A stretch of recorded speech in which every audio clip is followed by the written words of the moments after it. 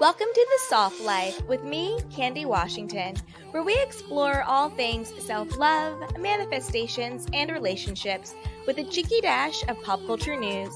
So be sure to subscribe, share, and join us on Patreon.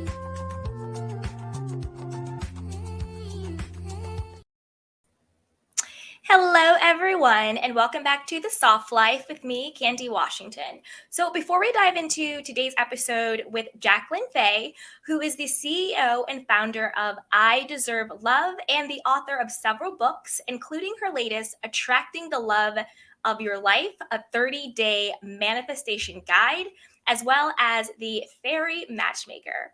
As a celebrity matchmaker and relationship expert at one of the top-rated matchmaking agencies for successful singles in the United States, Jacqueline has extensive experience helping couples maintain healthy relationships and love-seeking individuals find the ultimate partner they could only dream of. So we're super excited to have Jacqueline on the show today. But before we dive in, you guys know that if you need extra support, you can always join our free newsletter down below. And when you do, you get a free self-love guide. We also have our courses, Manifest Your Dream Life Through Self-Love, our Art of Self-Love Masterclass, and our other courses that we have. So be sure to check them down below, grab the self-love journal, and also join our Patreon, which we just launched. There's tons of goodies there, one-on-one coaching, weekly affirmations, journal prompts, and everything in between. So definitely be sure to check out the show notes and description box and grab some goodies and share this with a friend. Share this with somebody who's also on their self-love and self-worth journey, because it's always better with a little bit of support. So with that, you guys, without further ado, let's welcome Jacqueline to our show. Hi. So welcome, Jacqueline. Hi. Thank you so much for having me. Absolutely. So do you want to share with all of us sort of your own journey? How did you become a matchmaker? How did you get into manifestation? And just anything else about your own love journey that you want to share? Okay. It take a minute, but okay. Yeah, so I guess what happened is I had moved to LA originally, and I was acting and modeling and producing films and was like totally engrossed in the whole Hollywood industry. Mm-hmm. And at some point, I had been on some TV shows, I'd done some stuff. I didn't want to do it anymore, and something inside of me was kind of like there's something else. So I wasn't sure exactly what to do. So I got certified in everything under the sun that was spiritual. Yep. So you know what I'm talking about. But Yep. I got really into NLP, which was awesome. Hypnotherapy. I actually became a hypnotherapist. I was doing that for a couple years. Mm-hmm. I was performing at high schools doing hypnotherapy and doing like those comedy hypnosis shows. And then I got into dating coaching, and I had this guy who was kind of he was like a hypnotherapy client, but he really wanted me to redo his Match.com profile. So I was like, okay, I'm kind of good at this. I can do this. So I did it, and I helped him get married within like 6 months. He was in a super serious relationship. Wow. Yeah, and it was like, whoa, that kind of felt good and was fun. So then I just started getting into dating coaching more. People wanted me to match them. That turned into matchmaking, and here I am today. I love that. And what came up for me when you were talking about your story is that throughout your experience, you were able to really hone in on your natural skills. So, like, one would be like storytelling. You said you were in modeling and acting and in Hollywood. That's all about storytelling. And I feel like when we meet someone, it's always like, well, what's your story? Who are you? So, like, how do you tell your story in a way that's engaging and authentic? And it seems like you were able to help him. He's like, clean up my Match.com profile. And all of that is just telling somebody the story of who you are. What are your interests? What do you like? What are your deal breakers? But how do you tell the story of yourself in a way that attracts a right person to you? And it seems like you knew how to tell people's story in an authentic way to get them the right match. And then also, you seem to be very intuitive as well. You said you were doing your stuff, and then your soul had a higher calling. Your purpose was being led in a different direction, and you listened to that intuition, and you learned about different things, and you jumped into it. And I'm sure that intuition also helps you with helping other people not only tap into their own intuition when they're dating and finding their person, but you're probably really intuitive about who they are and what they're looking for, and maybe what they say versus what they actually need and want. You can kind of read into that, right? Because someone might be like, oh, I want a guy with a lot of money, but you're like, actually what you really want is like safety and security, and feeling that you're okay and taken care of, right? So you're probably very in your intuition. And then also, my chicken scratch. Okay, branding. You're also probably really good at branding people, like their personal brand. Like, where do you wear on the date? How do you talk to people? That kind of ties into the whole storytelling. So I think that you bring a lot to the table, and those are all very powerful things. Just whether it's the spiritual realm or working, in like acting or modeling, but you kind of brought all of those things to now helping other people find their love. And I saw that you had the 30-day manifestation book to attract your love. Do you want to tell us a little bit about that book? Sure. So, what it is it's a workbook that you do, and I actually have a program, and I'm going to be launching it this summer. And this is actually I Deserve Love. So IDL Match Club is the matchmaking side of it, and then I Deserve Love is like my courses and my coaching and all of that. So the manifestation workbook is a workbook that I used when I was single to manifest a partner, and I would literally do this every single day. I would light a little candle. I would meditate. I do the meditations. I would do the work. I had like my crystal, and Mm-hmm. I manifested, a partner really quickly. And it's so funny because I go back and I look at, my workbook and see, oh my God, all these qualities. Mm-hmm. So I know that it works. Then I had my one of my really good friends who works with me as well. She helps me plan my events, but she's also one of my best friends. So I had her do the workbook as well. And now she has been in a relationship for over a year after she completed the work. Ooh. So I'm like, oh wow, this works. And then I've given it to a bunch of my clients. They all got into relationships. So I was like, oh my gosh, this thing actually works. So the workbook is available, but I'm launching the video version. So if you don't like doing it and you want to do it on a computer, you can do it like that. Yeah. So I yeah, love that. thank I'm definitely, I want a copy of that workbook, by the way. Just selfish you. plug. We got to get me a copy of that. Got it. Definitely. So I definitely want to know more about the meditation process of it. But before that, what really came up when you were talking is I love the name I Deserve Love. Like, I love that umbrella of it, because I think sometimes when we go into wanting to find a partner or wanting to, get married or get a serious relationship, we put so much emphasis on the other person. Like, I want them to pick me, I want them to choose me, I want to be good enough for them. Where I think I Deserve Love really encompasses, you know what, I'm good enough, I'm worthy, I deserve love. It's not so much are they going to pick me, but am I going to choose them? And like that internal shift from pick me, pick me, pick me to, well, let's see who I want to pick because I'm worthy and deserving of this, really puts you in that like main character energy of your life. It really puts you in that position of, well, I'm on the pedestal, I'm the prize, I'm going to see like who's out there for me. And so I really love, the name. I think it really encompasses everything. And it's almost like when they say you have to fall in love with yourself first, or whatever the cliche is, but it's kind of true. It's kind of built on your self-love and your self-worth. And when you're vibing on that, that's when you really kind of shift into a different frequency or a different vibe to attract or to call in someone who isn't necessarily picking you or choosing you, but someone who's matching the level of love and worth that you have for yourself. So then they're reflecting that back to you. So I just absolutely love the name I Deserve Love, because Yeah. a lot of the different matchmaking stuff, it's like millionaire matchmaker, bachelorette, find match that blah, blah, blah, plenty of fish. And it's just like, ugh, it's kind of icky and kind of sticky and just not, it's not a good feeling. But if I'm like, you know what, I deserve love, that's just, it's calming, it's centering, it's empowering, and it puts the back into to you. This is what I deserve, therefore this is what I'm calling in. So I absolutely love that. I love that.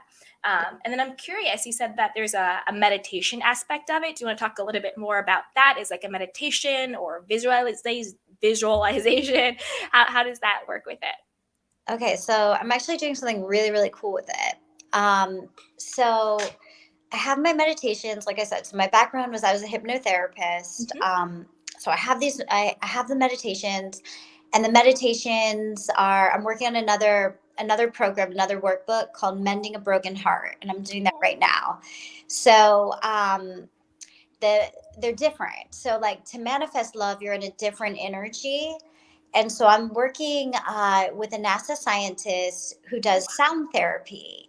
And so this it's so cool. So they actually I was working with his wife because she does healing with sound, and I had gotten sick a couple months back, and she was helping me, and Mm-hmm. I started using sounds, and it like I healed like right away. It was amazing. Mm-hmm. I started to like trust in sounds, and I was like, sounds are cool.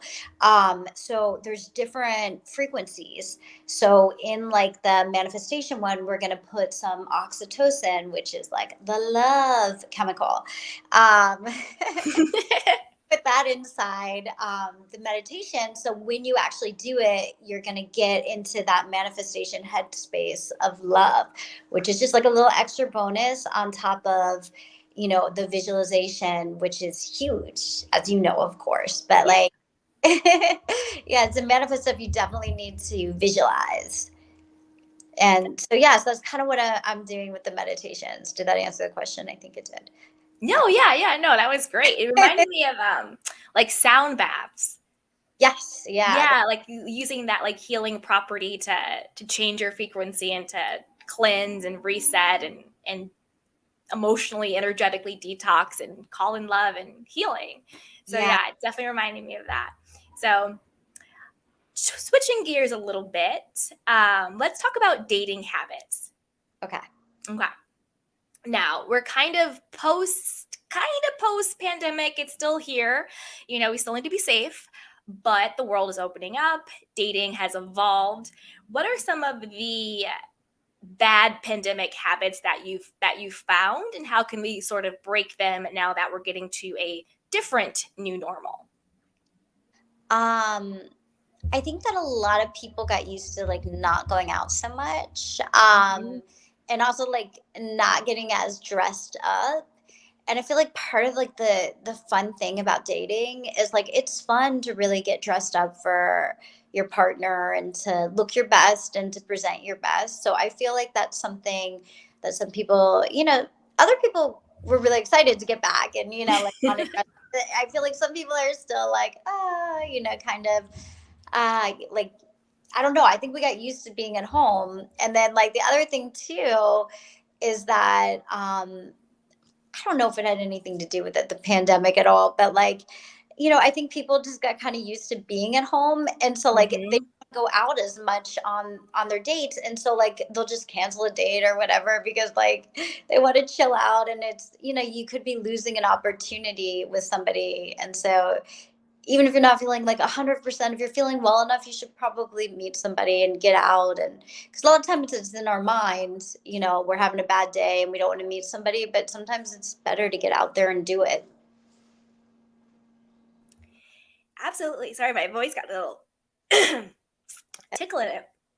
No, but I agree. Like, especially being like introverted during the pandemic, and even like before that. Do you have any like dating advice for people who are more introverted than extroverted? Yeah. I guess my advice would kind of be the same thing, that it's good to get out there. Um, but also, sometimes opposites attract, but I do think in dating, if one of your values is that you like really love to just cook dinner at home, Netflix and chill, and you like to do that like, 5 days a week or something, you're probably not going to want to have a relationship with someone who's like out every night networking. And it's like that's our Mm-hmm. type, right? The networker. And so like that person is probably not going to have the same value system. And in the end, you're going to get really annoyed. No, that's true, because then you're not going to be compatible, and Mm-hmm. that'll lead to resentment, and that'll lead to a breakup. Exactly. Yeah. Exactly. Yeah. Yeah. So you talked about values, and we're talking about compatibility. Do you have any advice on how to know what our values are in dating, or how to know what we want to look for or find in a partner? Yeah, for sure. Like my advice on that would be you got to get in touch with yourself. So close your eyes, meditate, and then write down like the 8 most important things that you want in a partner. And I mean, when I like, you have to realize too that certain qualities aren't as important. So if you put Mm-hmm. like hot, has a lot of money, uh dresses good, like those, if that's your top 3 qualities, um you're probably not going to find the best partner because they need to go deeper. But like Mm-hmm. really like thinking it out and thinking like, okay, wait, do I want somebody to cheat on me? No. So I probably want somebody loyal. Okay. Mm-hmm. Do I want someone who's capable of love? Yeah, that would probably be a good start. Yeah, so it's like really what I think things. No, I love that, and I love that you bring up, different qualities, like, oh, he's tall, has money, has this, and it kind of makes me think about standards versus preferences. You could almost even do like two lists, like, like what's like the standard list, like you said, they're capable of love, they are supportive, they're emotionally available, they're honest, they're trustworthy. And then our preferences is, this is the standard, this is what he has to have, but I'd prefer that he's tall, I'd prefer that he had money, I'd prefer he had dark hair or whatever it is.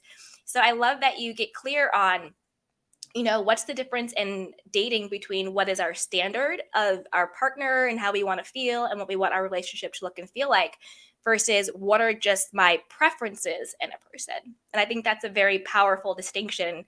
I'm really happy you brought that up too. Now, switching gears just a little bit more, do you want to touch on the 5 love languages? Sure. Are you into it? Are you not into it? Like, what are your thoughts? Yeah, no, I think that they're super important. I'm very into it. I feel like it's really great when your partner is, into the same things that you are too, or they're willing to learn, even if it might Mhm. not be their cup of tea, but they're willing to listen and learn. Like that's a great thing. And I feel like when you get into a relationship, if you can sit down and tell your partner what your love language is, that's going to be helpful. And like I see this with my clients too. A girl's love language will be gifts, and like Mhm. his love language is time, and he just like doesn't understand like why she likes nice things, and wants like, no, that's, I mean, it's a thing, so I definitely think that they're helpful, even when there's like not a partner, like knowing your Mhm. own love language and loving yourself and like doing something for yourself. So if your love language is like words of affirmation, even telling yourself like, all right, I look good today. Yeah, Yeah. exactly. I love that. And I agree. Like, I like the 5 love languages as well, because I think it's a good tool to use with your partner and yourself, like you said too, so you can say, I know that this is how you are expressing your love, you want to spend all this time with me, but the way that I experience your love is if you, like, come home and bring me like a blueberry, my favorite blueberry muffin, or a new like necklace from Tiffany's, or like whatever the gift is, or whatever it is. That's how I experience your love, that's how I feel loved, you know so being able to have that communication and say, this is how you experience love, this is how I experience love, and then being able to give that to your partner, and just like you said, to yourself too, getting to know yourself and dating yourself, and say, on a Friday night, how do I feel taken care of, how do I feel okay, how do I not feel lonely?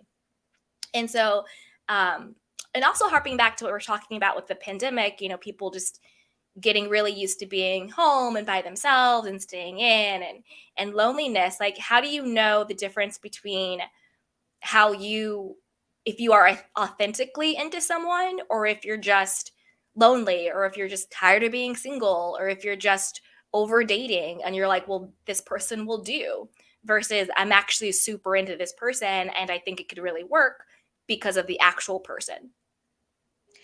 Yeah, I mean, I see that happen all the time. Mhm. Yeah, with my clients, and they just, I have one guy who like really wants to be on a date like every night, and literally it's like, send me somebody else. I just really want to be with someone, and it's like I try to tell him, no, it's not gonna work. It's not gonna work until like you're okay with being with yourself, and then you can find somebody, and that's kind of how I feel. That's what you can do to really make sure that you don't just get in a relationship with someone. And I'm sure when I was single I did dumb stuff like that all the time. In fact, I know I did. Yeah, because you're just, I get it, you don't want to be alone, and you Mhm. don't, but it's like you really have to like go deep.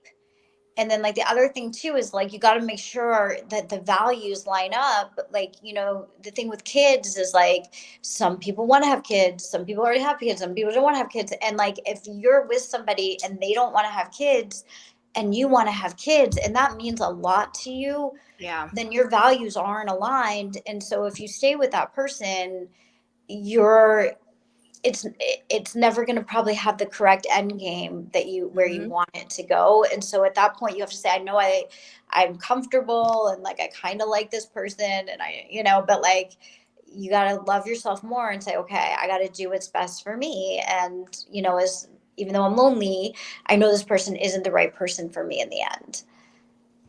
Exactly. Exactly. And like you said, like not being able to be alone is kind of like a red flag. And you're like, yeah, this client, you're great, but if you can't be alone, then you're just using the service to like scratch this itch, to fill this need, when you should be able to fill that need through self-love and reflection and dating yourself, and being whole on your own. So then you can attract somebody who's also good and whole and good on their own. So you're not just attracting from your wound, you're attracting from your healing.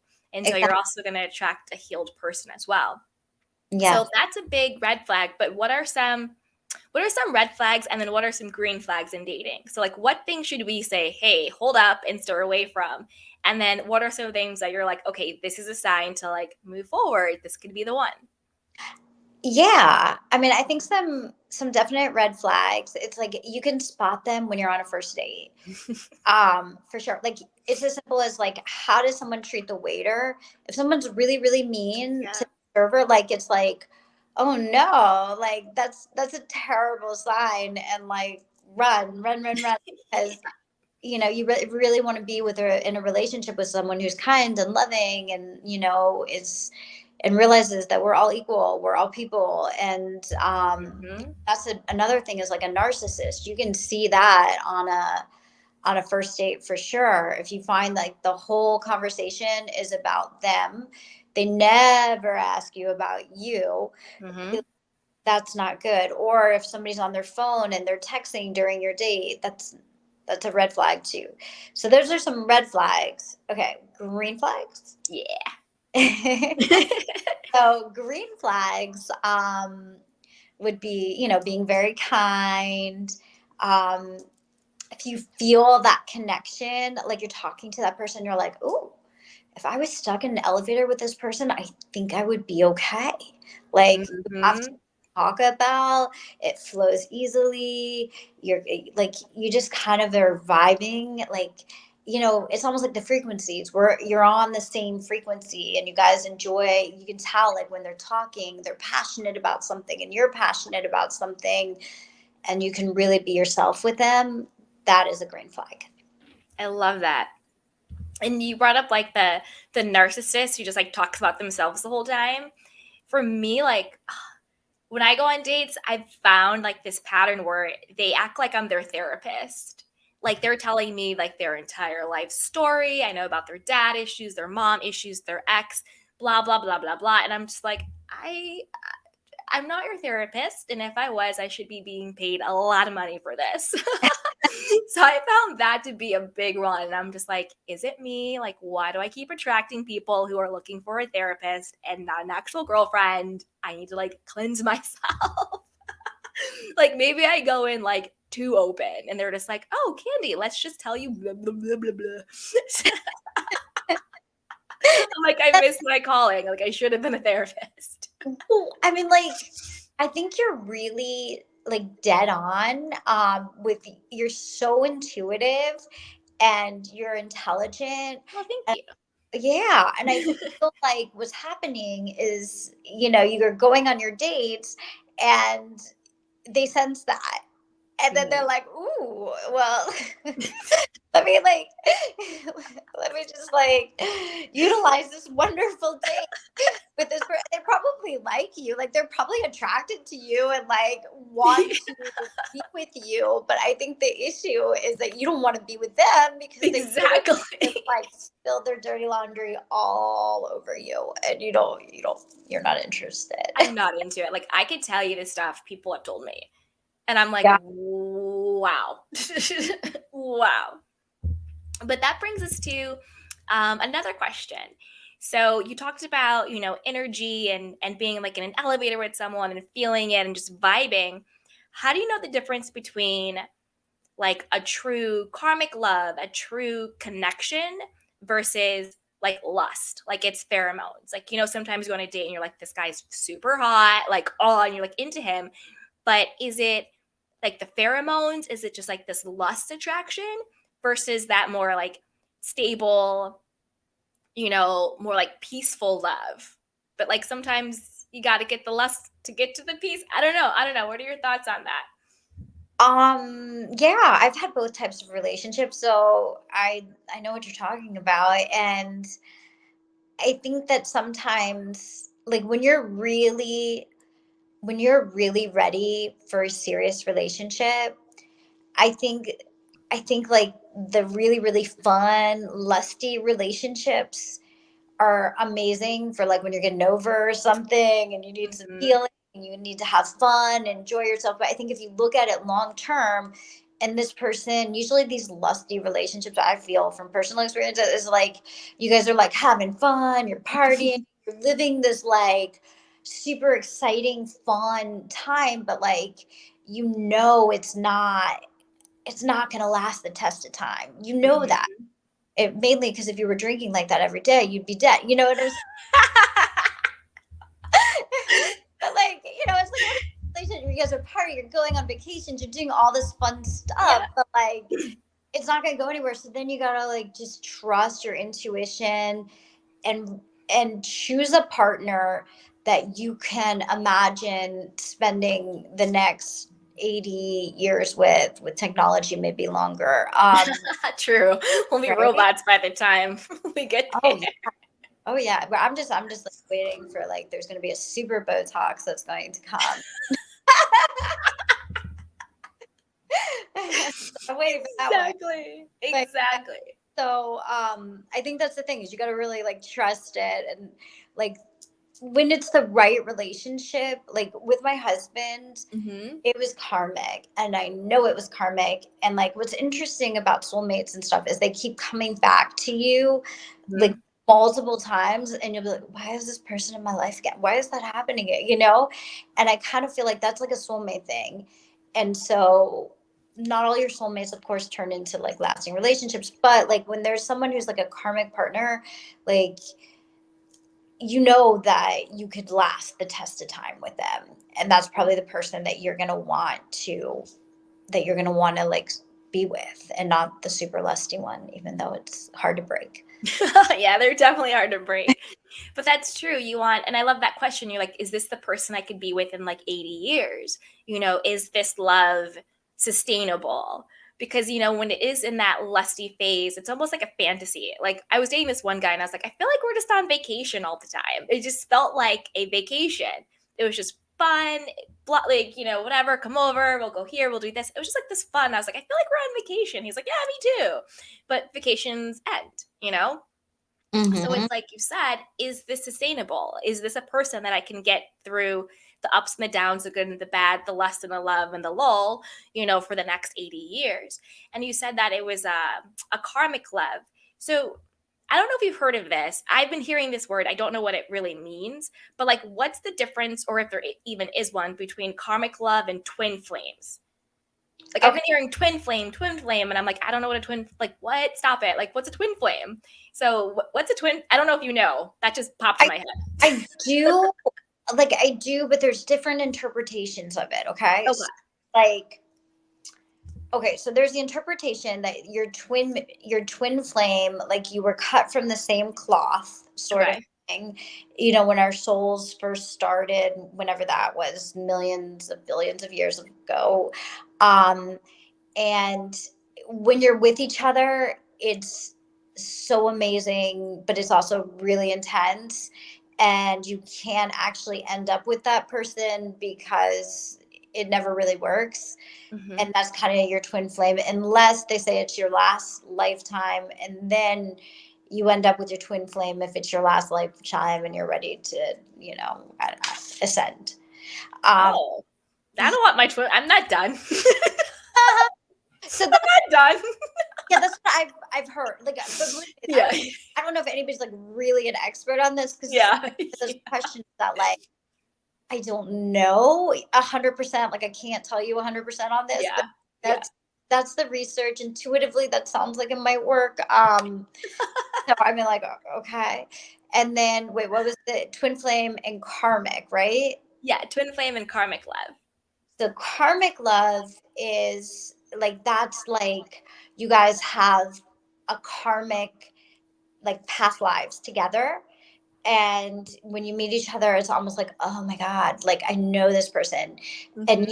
usually before you get here to planet Earth, you guys kind of have like this little chat, and you're like, all right, I'm here to teach you love, and I'm here to teach you self love. Okay, great. This is what we're going to do.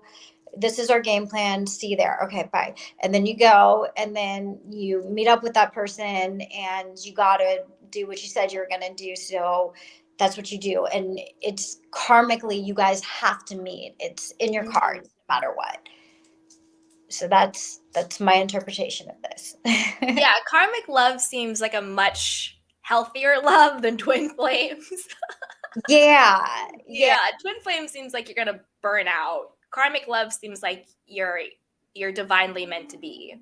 Yes. And then there also are like karmic relationships or soulmates that are here to like really teach you hard lessons. And Mm-hmm. so you might have something terrible happen between the two of you, or like some result of it, but it was here to teach you a lesson. So like, even though it might be the person that you hate the most on the planet, like, you actually are karmically tied to that person. Mm, got it. That's Yeah. really cool. It's really cool. Do you have any other guidance or insights for, say, someone who is single and they feel like, you know what, I'm ready to meet my person. I've worked on myself. I love myself. I'm ready to go. What are some things that they should do, and like, and also like, what do you offer with I Deserve Love and your matchmaking service? Yeah, sure. So I would definitely say that's great. And you want to stay at that frequency where you're like, I'm ready, I've done this, I've worked on myself. So at that point in time, you could do my workbook or my manifestation program, if you choose. But also, like, just writing down the qualities that you want in a partner, um, doing the visualization and really like visualizing and seeing yourself with someone. You can even do like vision boards where, like, if you really want to get engaged, like, pick out the engagement ring that you want, like, pick out like the things that you want. Just know it never is going to come in the package that you think it is. So my number one rule is be open, because you never know. And so that's what I would tell anybody that, like, when you have dates and stuff, instead of rejecting everybody, say be open, because you don't know. And then also, it's like the laws besides the law of attraction is the law of action. You need to get out there and do that. Okay, I'm ready. I'm ready to meet this person. They'll just fall into my lap. But like that's not probably going to happen. So what are you going to do to make that happen? Are you going to call me? Are you going to join the match club? Are you going to go on, one of the apps? Like, what are you going to do? Are you going to do meetup groups? Like, there's lots of different ways to meet people. Are you going to go walk in the park, with your dog? Like, what are your plans? Write them down. And then, go out there and do it. And then you're going to go on bad dates, realize that some are going to be just god awful. And that's okay. Encourage you. I love it. No, that's great. I love that. You said stay in the frequency of self-love, get clear on who you are, your standards, your values, what type of partner you're looking for, what type of relationship you have. And then with that clarity, just like you said, you can visualize, you can get a vision board. And then I love that you also did the law of action, get off your couch and do something about it. Because I think that sometimes in like the manifestation communities, we forget about that part. We forget about that. We can take inspired action. We can put ourselves out there. We can, do something, not that we're manipulating or making it happen, but we also are our own agencies. We're also our own people. We are operant. We should be doing things as well in service of that. So you added that part in as well. Thank you. Yeah. Yeah.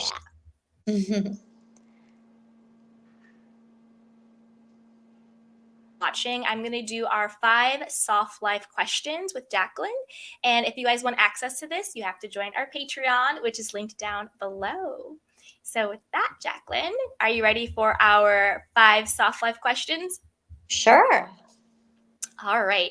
So the first one is, what is one thing that you would tell your younger self? Okay. So I guess if I would tell my younger self something,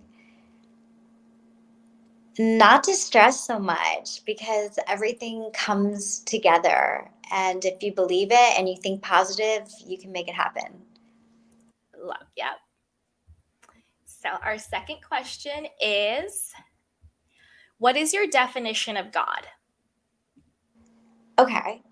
I know. All right. We go deep here. Yeah. Right. Yeah. Okay. All right. So my definition of God, I always say God or the universe.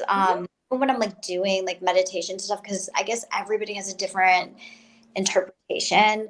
So I believe that like God is the universe and is all around us, and it's just it's where we all come from, I guess. So it's bigger than anything. It's really, really big. It's Yeah, the universe to me. Yep, I guess that's where I'm at. I love that. Our third question is, how do you self-soothe? Um, okay, how do I self-soothe? I go to the gym. Mm-hmm. I love working out. Like I'm super active. And for me, like I work out a lot and then I also have like dance parties with myself and that really is fun for me. And even like I like to do like little comedy videos and stuff like on my Instagram. Like I'll make like comedy reels about dating and those are really fun for me too. So I guess that's kind of how I self-soothe. And my children, of course. I love my children. They're like probably the most soothing thing on the planet as I just like go play with them and yeah, I the love that. the things that I do. Yeah, I love the dance party with yourself. Like that's the best one. Oh yeah. Yeah. There was a point where I was doing it every day and I'm like, God, I really miss that. Exactly. So our fourth question is, what do you want your legacy to be? um I guess what I want to do is I really want to help as many people as possible. Um, so that is definitely what I want my legacy to do is that not only did I help people with love, but like also like self love. And I want to even go deeper with like healing and what we can do to be the best versions of ourselves and just help as many people get there as I can. I love that. I love that. And our last question is, who are you? Oh my God. Easy questions. Softballs. Who am I?